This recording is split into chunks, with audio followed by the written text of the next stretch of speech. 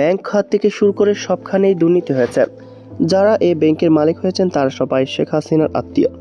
একটি দেশে এত ব্যাংকের দরকার নেই। ব্যাংকের সংখ্যা ৩০টির মধ্যে নামিয়ে আনতে বলে অর্থনীতিবিদ ডক্টর মঈনুল ইসলাম।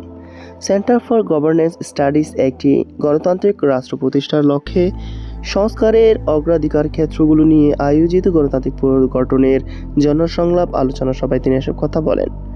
অর্থনীতিবিদ ডক্টর মঈনুল ইসলাম বলেন, গত ১৫ বছর ধরে দেশে লুটপাট আখড়ায় পরিণত হয়েছিল। শেখ হাসিনার আত্মীয়-স্বজন ও তার পৃষ্ঠপোষকতা যারা করত তারাই লুটপাটের উৎসব চালিয়েছে। ব্যাংক খাত থেকে শুরু করে সবখানেই দুর্নীতি হয়েছে। তিনি প্রশ্ন রাখেন, একটি দেশে কেন ৬১টি ব্যাংক দেওয়া হলো?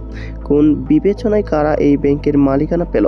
যারা এই ব্যাংকের মালিক হয়েছেন তারা সবাই শেখ হাসিনার আত্মীয়। কিভাবে এস আলম একা ৭টি ব্যাংকের মালিকানা পেল? তিনি একটি দেশে এত ব্যাংকের দরকার নেই।